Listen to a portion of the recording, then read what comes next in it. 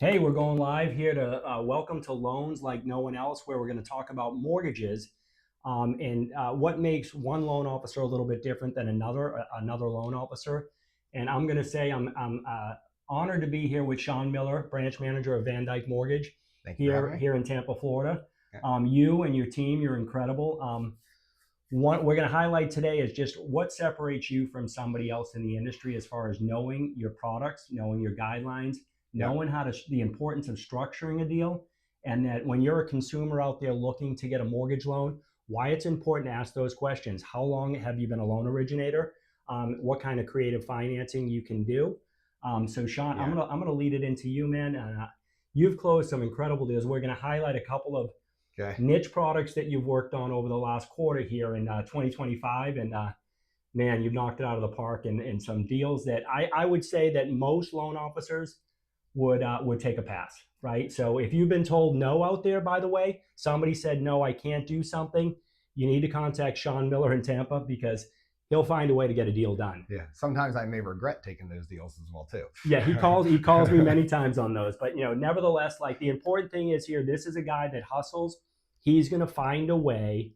If there's a way for you to qualify for a mortgage to buy that home, you get it done. Yeah. I mean, historically speaking, a majority of the loans that we close, FHA loans, VA loans, conventional loans, I mean, those are going to be the majority of the loans we close. And, I would say historically speaking, probably 90% of the loans closed by 95 are that type of loan. And then 5% are the portfolio Do products. you feel lately How, that's shifted? Yes, yes, Okay. yes. Over the last, like, I would say 6 months, maybe to a year, I'd say probably 25% of the loans are the portfolio loans now, Yep. maybe even 30. And like you got 70% are your normal FHA, VA conventional loans. So, Yeah.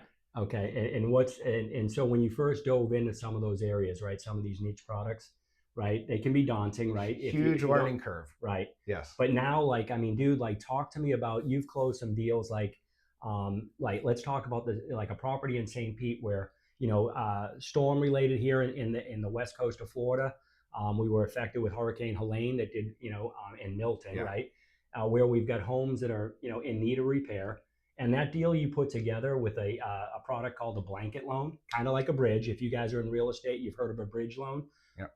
We do have an amazing tool to help Yeah. you buy a new home before you sell your existing home.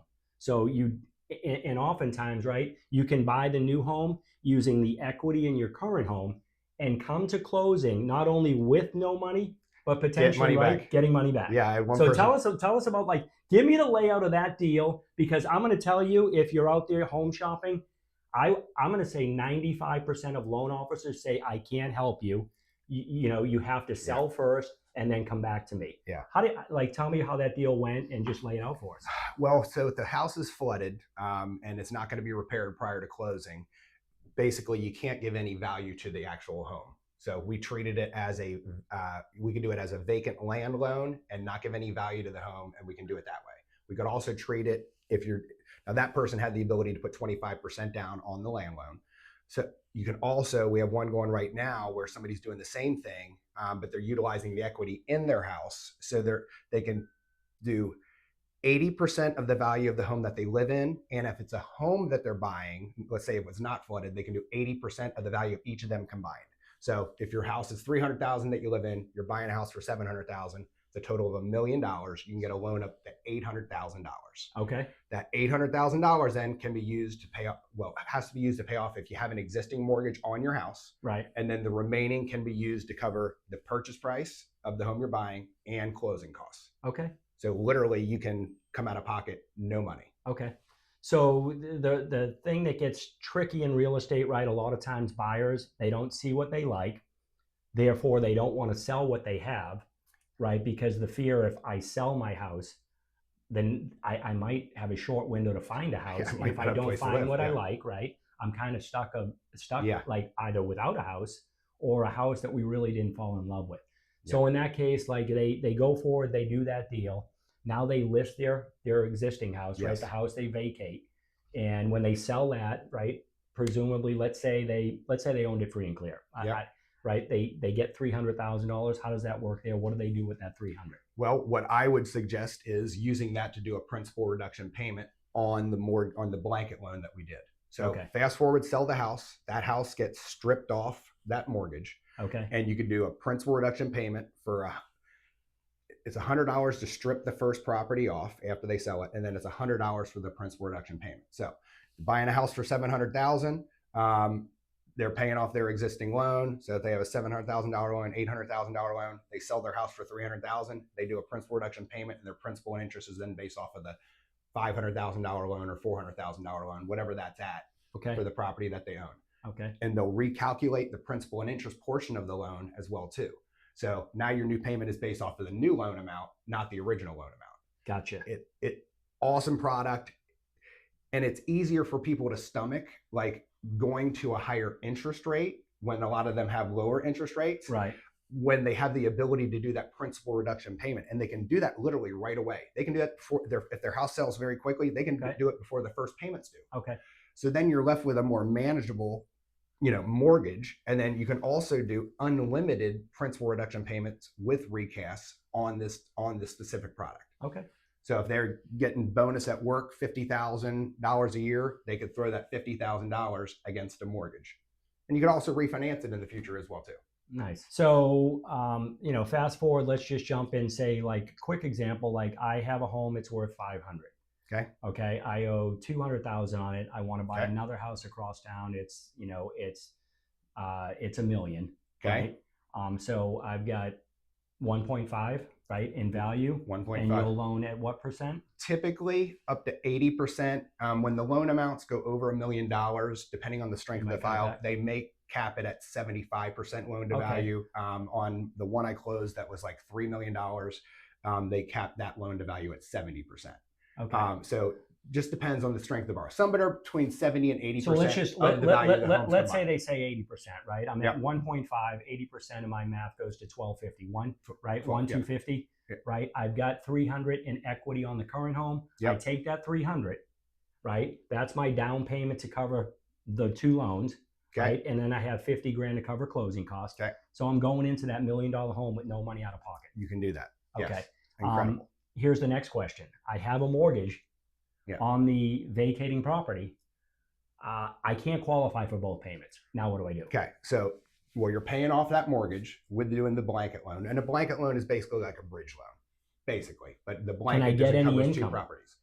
You can use the rent zestimate for the property that you're vacating. That's important. Yeah. So like if a rent zestimate says $4,000, you can do 75% of that for qualifying purposes. So you're going to give me $3,000.